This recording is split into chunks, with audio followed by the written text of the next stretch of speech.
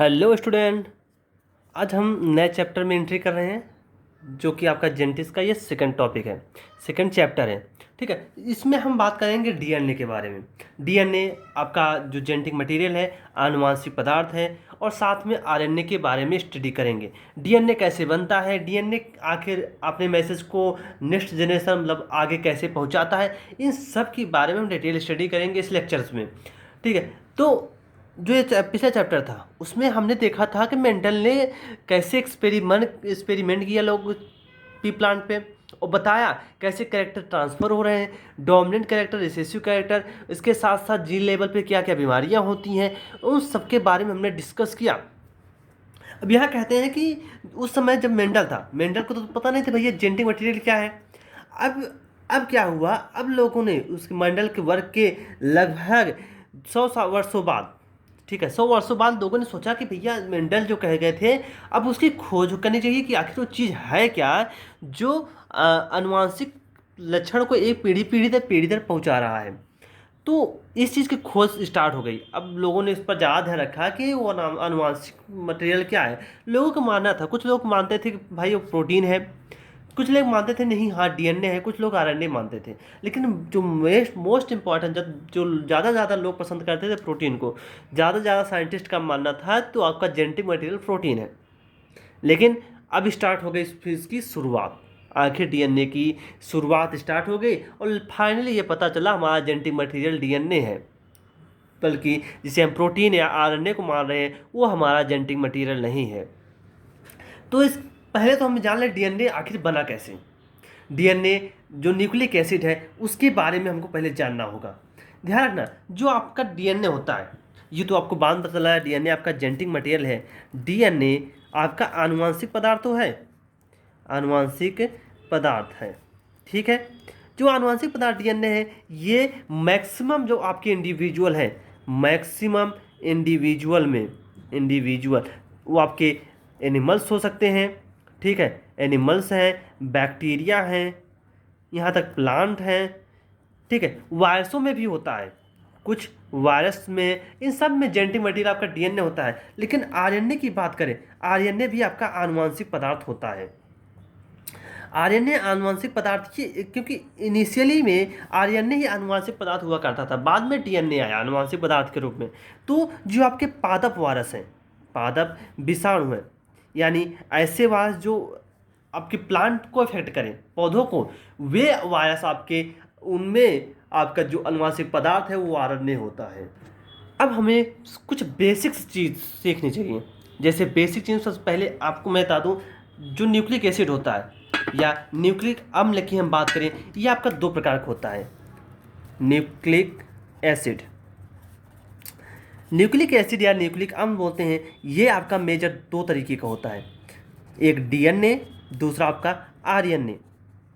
DNA भी आपका genetic material है, आरएनए भी आपका जेनेटिक मटेरियल है। आरएनए आपका मेनली प्लांट वायरस है उनमें जेनेटिक मटेरियल है, जबकि डीएनए आपका मोस्ट ऑफ इंडिविजुअल में डीएनए ही आपका जेनेटिक मटेरियल है। तो भैया हम दोनों की बातें करते हैं, न्यूक्लिक एसिड आपका डीएनए कैसे बनता है या आरएनए कैसे बनता है। तो इसमें थोड़ा बस थोड़ा ही इसमें डिफरेंस आपको देखने को मिलेगा।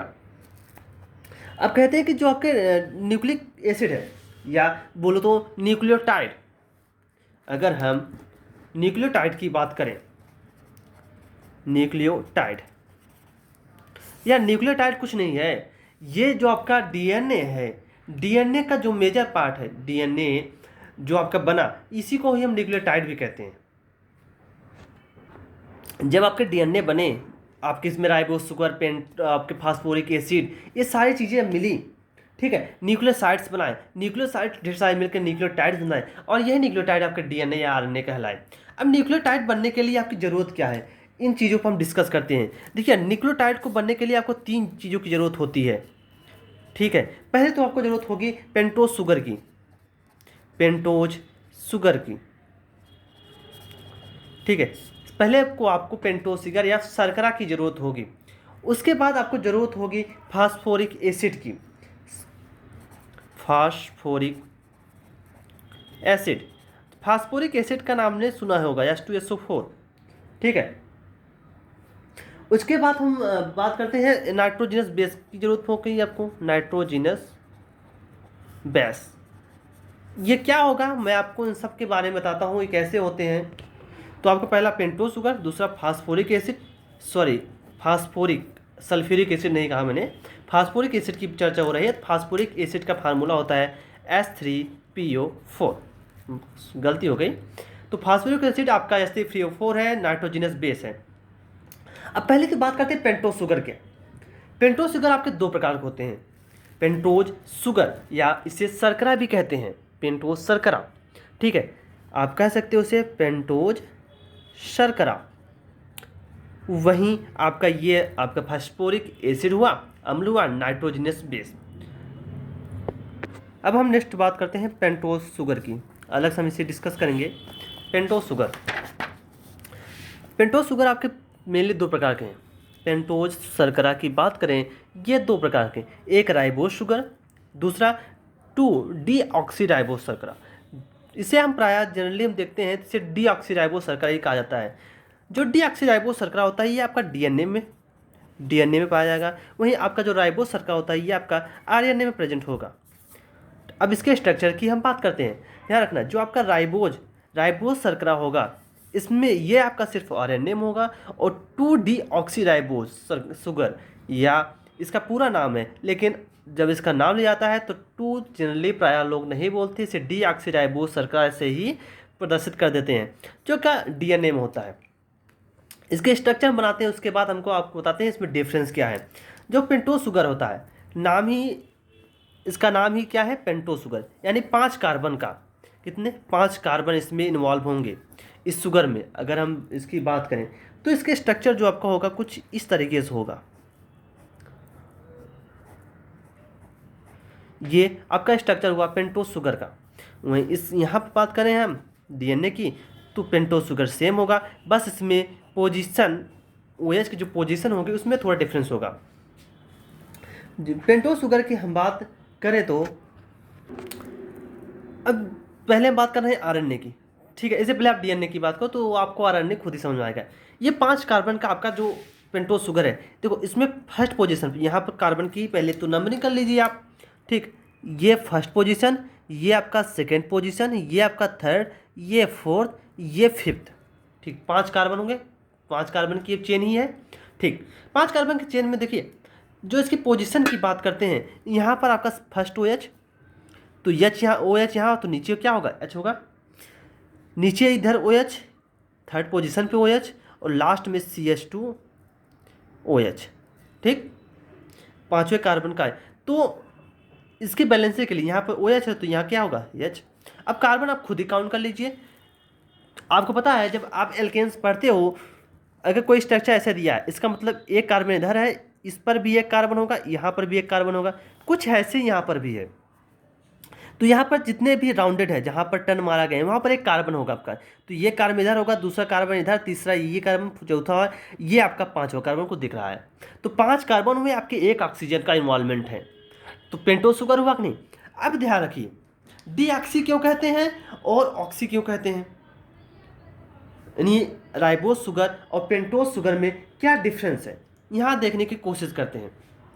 जो आपका सेकंड पोजीशन पर OH है डीएनए में, सेकेंड पोजीशन में डीएनए, देखो फर्स्ट पोजीशन सेकेंड, ये सेकेंड OH आपका रिमूव हो जाता है डीएनए में। आरएनए की बात वहीं करो तो आरएनए की अगर आप देखो फर्स्ट पोजीशन OH, ठीक, यहाँ भी OH होगा, यहाँ भी OH, और ये आपका CH2OH, तो यहाँ बैलेंसी के लिए H और बैलेंसी के लिए H, ठीक। अब काउंट कर लीजिए इनका कार्बन, यहाँ भी काउंट करिए, ये फर्स्ट कार्बन होगा, ये सेकंड कार्बन, ये थर्ड कार्बन, ये फोर्थ कार्बन, और ये आपका फिफ्थ कार्बन, 5 कार्बन हुए। ध्यान रखना यहाँ पर सेकंड पोजीशन पर OH है, लेकिन डीएनए में ये OH नहीं रहेगा, ठीक। सेकेंड पोजीशन में OH आपका पेंटोज शुगर का जो OH होता है ये रिमूव आउट हो जाता है, किसमें, डीएनए में, इसीलिए इसको कहा गया 2, मतलब ये पोजीशन बता रहा है सेकेंड पोजीशन, ठीक। डी फॉर निकलना होता है, आप लिख लीजिए 2, ये पोजीशन बता रहा है आपका, क्या पोजीशन बता रहा, किस पोजीशन, कार्बन की पोजीशन, कार्बन की, ठीक, कार्बन की पोजीशन। डी मतलब होता है निकलना, ऑक्सी मतलब होता है ऑक्सीजन का, ऑक्सीजन का, राइबोज मतलब ये आपका जो राइबोज 5 पेंटोज शुगर है, 5 कार्बन की जो शुगर है वो बोलती है आपको राइबोज, ठीक। शुगर मतलब शर्करा होता ही है, इसमें कोई दिक्कत नहीं है। ओके, तो अब इसका एक्चुअल क्या होगा फिगर, देखो आरएनए का पेंटोज शुगर का फिगर यही होगा। OH ये आपका ऊपर तरफ होगा, ठीक है, नीचे फिर second position, third position OH होगा, उसके बाद फोर्थ, फिफ्थ, फाइनली आपका CH2OH होगा। सेकेंड पोजीशन में OH प्रेजेंट होता है कहाँ पर, आरएनए में, और डीएनए में आपका डी ऑक्सी, डी मतलब निकलना, ऑक्सी फॉर ऑक्सीजन का, राइबोज शुगर यानी पेंटो राइबोज शुगर जो है 5 कार्बन की, उससे सेकेंड पोजीशन पे OH निकल जाए उसे ही कहेंगे आपका डीएनए। अब इसका जो फाइनली स्ट्रक्चर होगा उसको हम बना के देखते हैं। इसके 2 फॉर्म होते हैं, इसके भी 2 फॉर्म, एक बीटा फॉर्म, एक अल्फा फॉर्म। बीटा डीएनए या alpha RNA, sorry alpha DNA. तो इसमें कुछ डिफरेंस ज़्यादा कुछ है नहीं। पहले तो इनकी स्ट्रक्चर फिर से आप बनाइए 5 कार्बन की, इसको आप प्रैक्टिस खुद से भी करिए, ठीक है। तो ये फर्स्ट OH बीटा फॉर्म है, ये भी OH, ये भी OH, ये आपका रहा CH2OH। यहाँ पर बात करें 5 कार्बन की, ये भी है, ओके, कोई दिक्कत नहीं। OH यहाँ पर नीचे होगा, ये OH CH2OH, गलती हो गई, यहाँ पर ये OH नहीं होगा, यहाँ पर सिर्फ H होगा। क्या होगा यहाँ पर, सिर्फ H, क्योंकि सेकेंड पोजीशन पे तो OH निकल जाता है ना, तो यहाँ पर आप H लिखना, OH नहीं होगा, तभी तो DNA होगा, अनदर RNA हो जाएगा। अब ध्यान रखना, ये OH अगर ऊपर की तरफ हुआ, ये आपका फर्स्ट कार्बन है, सेकेंड, ये थर्ड, ये फोर्थ, ये फिफ्थ, यहाँ पर ये first, second, third, fourth, fifth. OH अगर ऊपर हुआ तो ये बीटा फॉर्म होगा, OH अगर नीचे हुआ तो ये अल्फा फॉर्म हुआ, अल्फा डीएनए, ये बीटा फॉर्म डीएनए, कोई दिक्कत नहीं। ध्यान रखना OH इसमें आपका सेकंड पोजीशन पर नहीं होगा। OH पता है, OH अगर होता है तो उस चीज़ की रिएक्टिविटी ज़्यादा होती है, क्यों, क्योंकि आप में जो O है, ऑक्सीजन से जो कनेक्ट H है, आप केमिस्ट्री में पढ़ोगे मोर इलेक्ट्रोनेगेटिविटी एटम, मोर, जिसे मीना बोलो, MENA, मोस्ट इलेक्ट्रोनेगेटिविटी एटम। आप उसमें आपका फ्लोरीन आता है, सबसे ज़्यादा होता है, उसमें ऑक्सीजन होता है, फिर नाइट्रोजन। इससे कनेक्ट जो हाइड्रोजन्स होते हैं, इससे कनेक्ट जो हाइड्रोजन होते हैं वो पता है मोस्ट एसिडिक हाइड्रोजन होते हैं। ये बहुत ही जल्दी हाइड्रोजन, OH से कनेक्ट हाइड्रोजन बहुत जल्दी रिमूव आउट हो जाते हैं, बड़ी तेज से, मतलब इसकी रिएक्टिविटी इतनी ज़्यादा होती है भैया, तुरंत ये रिएक्ट मतलब रिमूव हो जाता है। अब जल्दी से रिमूव हो जाएगा, ये कहीं ना कहीं जाके फिर से जुड़ जाएगा। तो ये OH की प्रेजेंट में, अगर OH प्रेजेंट होगा तो उसकी रिएक्टिविटी ज़्यादा होगी। तो DNA और RNA में ज़्यादा रिएक्टिविटी किसकी होगी, RNA की, जाहिर सी बात है, क्योंकि OH इसमें ज़्यादा है, OH ज़्यादा है तो रिएक्टिविटी इसकी ज़्यादा होगी, DNA की रिएक्टिविटी कम होगी। आगे हम देखते हैं इससे निष्कर्ष क्या निकलते हैं, क्या हमको इससे पॉइंट देखने को मिलता है। देखिए, तो आपने देखा क्या, राइबो शुगर जो है 5 कार्बन की, ये राइबो शुगर, इसमें एक्स्ट्रा OH पाया जाता है। अच्छा, एक्स्ट्रा OH पाने से इसकी रिएक्टिविटी ज़्यादा होगी, मैंने आपको बताया अभी। तो राइबो शुगर ज़्यादा रिएक्टिव है क्योंकि इसमें OH ग्रुप का ज़्यादा है, तो ज़्यादा होने से आपका रिएक्टिविटी ज़्यादा होगा, यानी आइबस किस में पाया जाता है, RNA, तो RNA आपका ज़्यादा रिएक्टिव होगा, ठीक। वहीं डीऑक्सीराइबोज की बात करें, ज़्यादा स्टेबल होगा क्योंकि इसमें OH ग्रुप कम पाए जाते हैं, OH ग्रुप कम होने से स्टेबिलिटी ज़्यादा होती है, तो DNA भी क्या होगा, ज़्यादा स्टेबल, क्योंकि डीऑक्सीराइबोज किस में पाया जाता है, DNA में, एंड DNA आपका ज़्यादा स्टेबल होगा। अब इसके बाद हम बात करेंगे इसके फास्फोरिक एसिड की। सेकेंड आपका फास्फोरिक एसिड था। फास्फोरिक एसिड का फार्मूला आपको पता ही है। फास्फोरिक एसिड की बात करें, फास्फोरिक एसिड का फार्मूला H3PO4 होगा। अगर हम इसके स्ट्रक्चर्स की बात करें तो आप में देखा 3 H है, एक फास्फोरस और 4 आपके ऑक्सीजन हैं। तो इसमें फास्फोरस से 1 ऑक्सीजन डबली बॉन्डेड, उसके बाद 3 आपके OH इससे कनेक्ट होंगे। ये आपका स्ट्रक्चर हुआ H3PO4 का। अब हम बात करते हैं नाइट्रोजनस बेस की। नाइट्रोजन बेस यानी क्षार। बेस यानी क्षार, तो कैसे नेचर कैसे होंगे इसका, बेसिक नेचर क्षारीय नेचर के होंगे। पीएच 7 से ज़्यादा होगा। नाम ही देखो यार, नाइट्रोजनस बेस। नाइट्रोजनस बेस, ये आपके जो क्षार होते हैं इसमें नाइट्रोजन की प्रेजेंसी होती है, यानी नाइट्रोजन इनमें इन्वॉल्वमेंट होता है, और ये बेसिक नेचर होते हैं। पीएच 7 से ज़्यादा होगा, ठीक।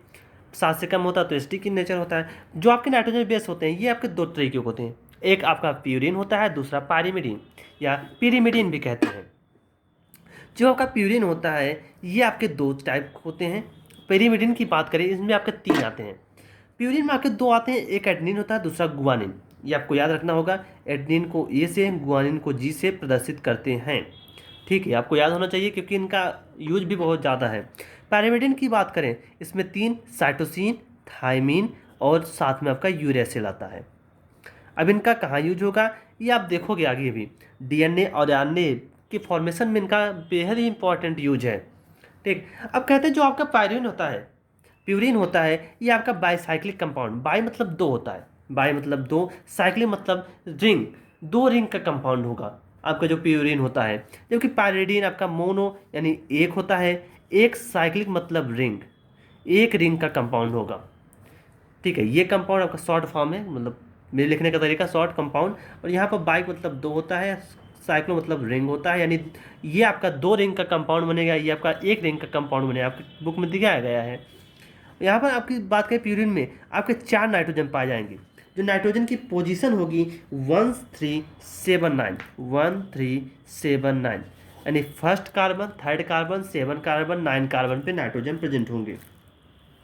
जबकि हम बात करें पेरीमिडिन की, पेरीमिडिन में जो आपके कार्बन प्रेजेंट होंगे वो फर्स्ट पे और थर्ड पे, फर्स्ट कार्बन और थर्ड कार्बन पे आपके नाइट्रोजन प्रेजेंट होंगे, ठीक है। ये आपके थे नाइट्रोजनस बेस। नाइट्रोजनस बेस में आपको कुछ याद हो या ना याद हो, आपको 2 ही चीज़ याद होनी चाहिए। नाइट्रोजन बेस में 2 प्रकार के, एक प्यूरिन, दूसरा पेरीमिडिन।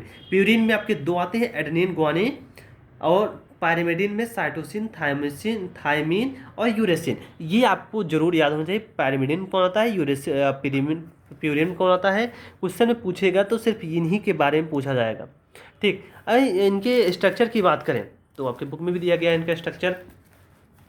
यहाँ पर देखो, ये आपका एडेनिन का स्ट्रक्चर, यहाँ थायमीन, ये आपका गुआनिन, साइटोसिन, यूरेसिल का इसमें नहीं दिया गया है, ठीक। यूरेसिल आपका आरएनए में होता है, डीएनए में होता भी नहीं है, ठीक, क्योंकि हम पढ़ रहे हैं स्ट्रक्चर किसका, डीएनए के, तो डीएनए के बारे में ही यहाँ पर दिया गया है। ये एक्चुअली क्या है, डीएनए का स्ट्रक्चर ही है।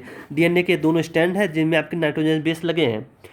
देखो, ये आपका एक नाइट्रोजन बेस दूसरे नाइट्रोजनस बेस से जुड़ा होता है। अगर 2 नाइट्रोजन बेस जब के जुड़ते हैं तो इसको बोलते हैं बेस पेयर।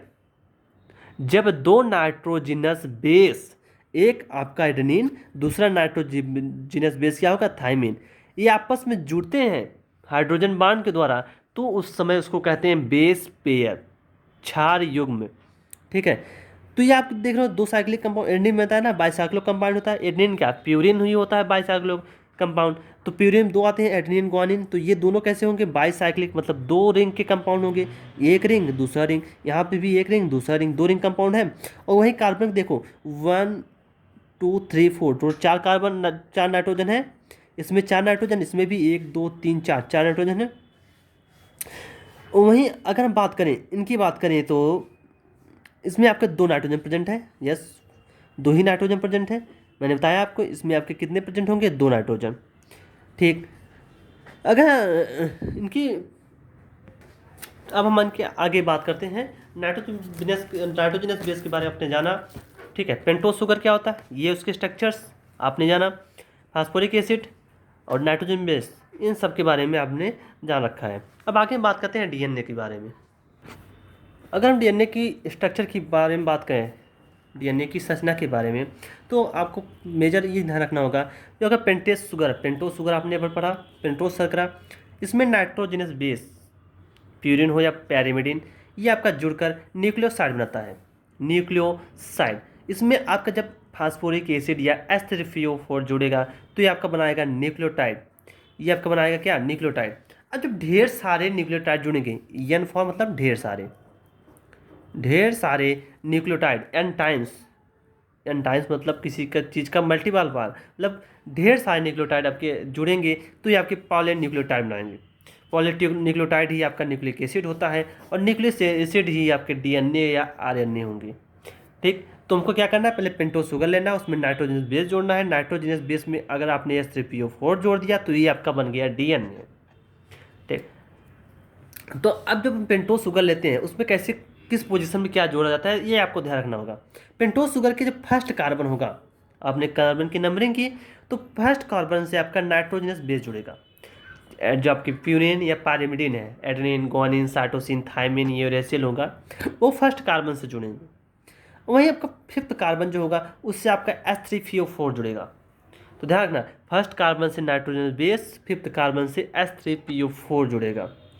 जब फर्स्ट कार्बन से नाइट्रोजन बेस जुड़ता है उस समय जो बॉन्ड बनता है उसे बोलते हैं N glycosidic bond, N glycosidic bond. वहीं जब H3PO4 जुड़ेगा इससे बोलते हैं फास्फोईस्टर बॉन्ड। ठीक, तो हम बात करते हैं इनके स्ट्रक्चर्स देखते हैं अब। तो मैंने लिया क्या, पेंटोस शुगर, ये आपका रहा पेंटोस शुगर। ये आपकी बीटा टाइप, क्योंकि डी आपका जो डीएनए होता है बीटा टाइप का होता है, बीटा टाइप को ही हम पढ़ते हैं जनरली। ठीक है, तो बीटा टाइप में OH कहाँ होता है, ऊपर की तरफ। सेकेंड पोजीशन पे OH नहीं होता है डीएनए में, डीएनए के थर्ड पोजीशन पे OH, ये आपका रहा CH2OH। ठीक है, कार्बन की नंबरिंग भी आप कर लो, ये आपकी फर्स्ट पोजीशन, ये आपकी सेकंड, थर्ड, फोर्थ, ये आपका रहा फिफ्थ पोजीशन। तो फर्स्ट पोजीशन पे आपके जुड़ते हैं nitrogenous base, N for nitrogenous base. आपका कुछ भी हो गया, एडेनिन, गुआनिन, साइटोसिन, थायमिन, कुछ भी, मतलब एन फॉर नाइट्रोजनस बेस। आप बस यहाँ पर इतना ध्यान रखते रहिए, नाइट्रोजनस बेस होगा। नाइट्रोजन बेस में आपका हाइड्रोजन तो होंगे, क्योंकि आप जब एडेनिन गुआनिन जोड़ोगे उसका स्ट्रक्चर देखिए आपने, उसमें तो हाइड्रोजन तो था ही। ठीक, यहाँ पर आप जोड़ेंगे फास्फोरिक एसिड। फास्फोरिक एसिड आपने उसका भी स्ट्रक्चर बना रखा है, एक डबल बॉन्डेड हो, बाकी तीन आपके OH प्रेजेंट होंगे। ठीक, अब जब ये बॉन्ड बनेंगे तो H2O निकलेगा। तो ध्यान रखना, OH हमेशा शुगर से निकलेगा, शुगर से निकलेगा। जो OH आपका होगा वो हमेशा आप पेंटोस शुगर से लेंगे जी, आप फास्फोरिक एसिड या नाइट्रोजन बेस से नहीं लेंगे। जब भी आपको OH की ज़रूरत होगी, मतलब H2O निकलेगा या जल निकलेगा, तो OH आप ग्रुप से लेंगे, पेंटोस शुगर से लेंगे, H आप नाइट्रोजन से लिया, तो यहाँ पे आपके H2O निकल गया, रिमूव हो गया। ठीक, यहाँ की बात करते हैं, यहाँ भी आपने OH कहाँ ले गया, OH आप ग्रुप से कनेक्टेड कार्बन से लिया, यहाँ से OH, यहाँ से H, ये निकल गया। अच्छा, जब ये निकलेंगे, मैंने बताया ना, जब ये निकलेंगे यहाँ पर जो बॉन्ड बनेगा, यहाँ पर हाइड्रोजन बॉन्ड बनेगा, इसको बोलेंगे हम फास्फोईस्टर बॉन्ड। ये आपका फास्फोईस्टर बॉन्ड होगा। वहीं पर जब यहाँ पर आपके नाइट्रोजनस बेस OH यहाँ निकलेगा, ये ग्रुप्स जुड़ेगा, इसको बोलते हैं एन ग्लाइकोसिडिक बॉन्ड। ठीक, phosphoester bond and glycosidic bond, कोई दिक्कत नहीं है। अच्छा, अब ये तो आपका एक सिंगल पेंटोस शुगर हुआ, ऐसे ढेर सारे पेंटोस शुगर जुड़ेंगे। तो हम दूसरे पेंटोस शुगर देखते हैं वो आखिर कैसे जुड़ते हैं। नेक्स्ट पेंटोस शुगर की बात करें तो ये रहा आपका पेंटोस शुगर। ठीक, यहाँ पर OH प्रेजेंट होगा, ये आपका CH2OH होगा। ओके, यहाँ पर भी आपका H होगा, ये H होगा, ये आपका OH होगा। सेकंड पोजीशन पे आपका OH नहीं होगा क्योंकि डीएनए है, डीएनए में सेकंड पोजीशन पे OH नहीं होता है, ये आपको ध्यान रखना होगा।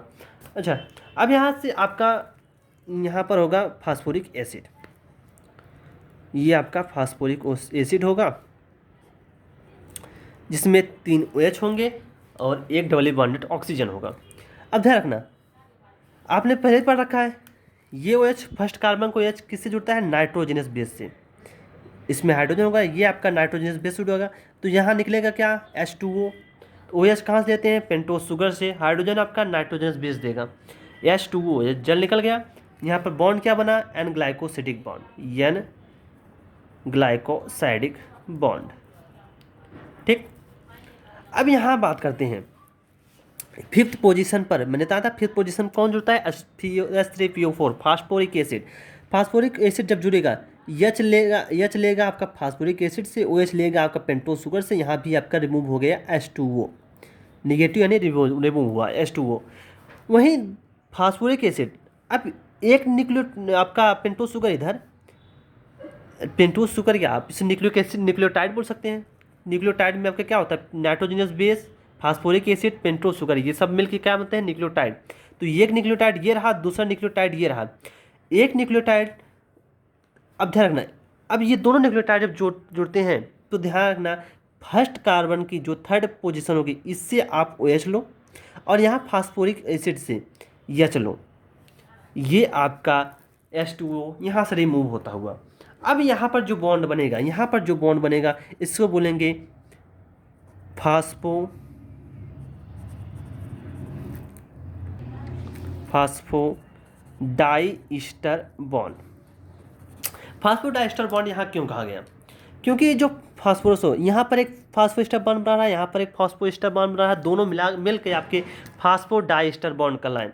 देखो जब यहाँ पर बना था ये आपका फास्फोएस्टर बॉन्ड कहलाया था, लेकिन यहाँ पर एक ही फास्फोरिक एसिड इधर थर्ड पोजीशन वाले कार्बन से जुड़ा, दूसरा फिफ्थ पोजीशन वाले कार्बन से जुड़ा, इसे बोलेंगे फास्फोरिक एसिड। तो कहा जाता है जो आपका पॉलीन्यूक्लियोटाइड होते हैं, पॉलीन्यूक्लियोटाइड,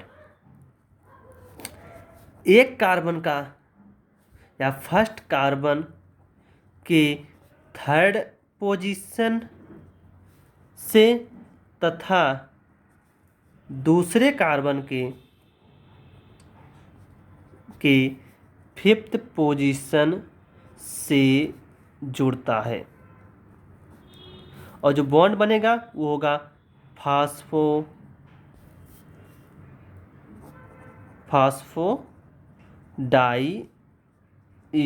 बॉन्ड।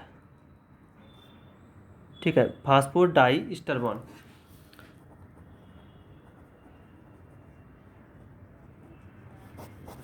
फर्स्ट कार्बन के थर्ड पोजीशन से, ठीक है, फर्स्ट कार्बन, ये फर्स्ट कार्बन रहा, ये पहला न्यूक्लियोटाइड, ये पूरा पहला न्यूक्लियोटाइड, इसका फर्स्ट कार्बन, ये देखो फर्स्ट कार्बन, ये क्या है? फर्स्ट रिंग बोलो या फर्स्ट न्यूक्लियोटाइड बोलो जाता है। फर्स्ट न्यूक्लियोटाइड का जो पहला न्यूक्लियोटाइड का ये रिंग के थर्ड कार्बन, तीसरा कार्बन, और दूसरे पॉलीन्यूक्लियोटाइड के फिफ्थ कार्बन से आपके ये जुड़ते हैं, तो जोड़ने वाला फास्फोरिक एसिड है। तो आप देखें कहीं ना कहीं ये दोनों आपस में तीसरे और पांचवें कार्बन से जुड़ रहे हैं। आप फर्स्ट कार्बन या फर्स्ट न्यूक्लियोटाइड बोलो ज़्यादा बेटर है। फर्स्ट न्यूक्लियोटाइड के थर्ड पोजीशन से, फर्स्ट न्यूक्लियोटाइड के थर्ड पोजीशन, सेकंड न्यूक्लियोटाइड के फिफ्थ पोजीशन से आपस में बॉन्ड से जुड़ते हैं, फास्फोडाइस्टर बॉन्ड। ये फाइनली रहा आपका DNA का स्ट्रक्चर। तो ऐसे ढेर सारे जुड़े होंगे। और ध्यान रखना यहाँ पर जो न्यूक्लियोटाइड है, एडेनिन, ग्वानिन, थाइमिन, कुछ भी होगा, ठीक, मान लें एडेनिन है, तो इसके अल्टरनेट ये आपकी एक आपकी स्टैंड बनाएगी। यहाँ पर इसका जो बेस पेयर एडेनिन है, थाइमिन से जुड़ेगा, वो दूसरा स्टैंड बनाएगी। इसलिए DNA आपका डबल स्टैंडर्ड, DNA को क्या कहते हो? DNA का आप हमेशा डबल स्टैंडर्ड बोलते हो। डबल स्टैंड, DNA के दो स्टैंड होते हैं, 2n बोला जाता है, इसीलिए तो 2n बोलता है। डिप्लॉयड बोला जाता है, डायप्लॉयड, 2n स्टैंड होता है। तो एक स्टैंड आपका ये बनाया, ये पॉलीन्यूक्लियोटाइड का स्टैंड, दूसरा स्टैंड यहाँ बनेगा, दो स्टैंड आपस में जुड़ते हैं नाइट्रोजनस बेस से। अब देखो दो न्यूक्लियोटाइड आपकी नाइट्रोजन बेस से कैसे जुड़ते हैं? तो आपको जो एडेनिन होता है वो डबल बॉन्ड थाइमिन के साथ बनाता है, और जो आपका साइटोसिन होता है वो ट्रिपल बॉन्ड बनाता है ग्वानिन के साथ। ये जो बॉन्ड है ये आपके हाइड्रोजन बॉन्ड है, हाइड्रोजन बॉन्ड। आपको ध्यान रखना होगा, एडेनिन जब थाइमिन से जुड़ता है तो दो हाइड्रोजन बॉन्ड बनते हैं, साइटोसिन जब ग्वानिन से जुड़ता है तो 3 हाइड्रोजन बॉन्ड बनते हैं। यहाँ पर आपके 3 हाइड्रोजन बॉन्ड, यहाँ पर आपके 2 hydrogen bond, Hb hydrogen bond. ठीक है, तो आपका जब भी साइटोसिन, सी फॉर साइटोसिन, जब जुड़ेगा ग्वानिन से वो आपका थर्ड हाइड्रोजन बॉन्ड बनाएगा, 3 हाइड्रोजन बॉन्ड से जुड़ेंगे। और जबकि एडेनिन जब जुड़ेगा थायमिन से 2 हाइड्रोजन बॉन्ड से जुड़ेंगे, तो इसमें ज़्यादा स्टेबल कौन है? साइटोसिन ग्वानिन, क्योंकि इसमें 3 हाइड्रोजन बॉन्ड है। 3 हाइड्रोजन बॉन्ड को तोड़ने के लिए आपको एनर्जी ज़्यादा देनी पड़ेगी, जबकि 2 हाइड्रोजन बॉन्ड को तोड़ने के लिए आपको एनर्जी कम देनी पड़ेगी। ये रहा आपका डीएनए का स्ट्रक्चर। अगर हाँ, आरएनए की स्ट्रक्चर में आप कुछ नहीं करना, आरएनए की स्ट्रक्चर में यहाँ पर जो एच होता है वहाँ पर वो एच होता है सेकंड पोजीशन, बाकी सेम स्ट्रक्चर सेम होगा। और आरएनए जब होता है सिंगल स्टैंड होता है, यानी उसमें सिंगल स्टैंड ही बनेगा। आरएनए जब बनता है तो उसमें आपकी 2 स्टैंड जोड़नी पड़ेगी, इसमें सिंगल स्टैंड, ये आपका सिंगल स्टैंडर्ड है, सेकंड पोजीशन वो एच कर दीजिए। तो ये आपका रहा आरएनए का स्ट्रक्चर। वही अगर एक स्टैंड और बन जाए तो दोनों स्टैंड अपन जुड़ जाए तो आपका डीएनए का स्ट्रक्चर। और सेकंड पोजीशन पे डीएनए में ओएच नहीं होता, सिर्फ एच होता है। ठीक, ये आपका पूरा पूरा डीएनए का स्ट्रक्चर रहा। डीएनए कैसे बनता है उन सब के बारे में आपने सीखा। ये आपका डीएनए का डबल स्टैंडर्ड, ये सिंगल स्टैंड, ये सिंगल स्टैंड, ये दोनों आपस में कैसे जुड़े हैं, अपन हाइड्रोजन बॉन्ड आपने देखा। ये आपके पेंटोज शुगर, देखिए इसकी पोजीशन, ये आपका ऑक्सीजन रहा, यहाँ first second third fourth fifth, fifth आपका ये 3PO4 से जुड़ता हुआ। फर्स्ट पोजीशन आपका एडेनिन, ये नाइट्रोजन स्पेस, ये देखो डबल बॉन्ड से थायमिन से जुड़ा, और थायमिन वाला ये फर्स्ट पोजीशन से जुड़ा हुआ है। मैंने बताया था नाइट्रोजन स्पेस फर्स्ट पोजीशन जुड़ते हैं, सेकंड थर्ड आपका एच, फोर्थ पोजीशन, उसके बाद फिफ्थ पोजीशन पे आपका यहाँ से phosphoric, P for phosphoric acid से फिर से जुड़ा। और सेकंड वाला देखो, सेकंड वाला फिर से आपका यहाँ पर देखो, एक रिंग का फिफ्थ कार्बन, पांचवा कार्बन, दूसरे का तीसरे कार्बन जुड़े हैं कि नहीं। मैं बताया पहले रिंग का पांचवा कार्बन, दूसरे रिंग का तीसरा कार्बन से आपके फास्फोरिक, एक न्यूक्लियोटाइड दूसरे न्यूक्लियोटाइड से जुड़ते हैं। बीच में मदद कौन करता है? Phosphoric acid. ठीक है, ये रहा आपका डीएनए का स्ट्रक्चर। यहाँ पर हमने सीखा है डीएनए के स्ट्रक्चर्स के बारे में। नेक्स्ट लेक्चर्स में बात करेंगे डीएनए कितने प्रकार के होते हैं, बीटा फॉर्म आपके कुछ सर्कुलर डीएनए होते हैं, लीनियर डीएनए होते हैं, उनके बारे में, साथ साथ डीएनए की खोज किसने की, वाटसन क्रिक ने डीएनए का जो मॉडल्स दिया था उन सब के बारे में बात करेंगे। इनमें हमने क्या, डीएनए कैसे बना, डीएनए के स्ट्रक्चर्स के बारे में। ठीक, थैंक यू, धन्यवाद।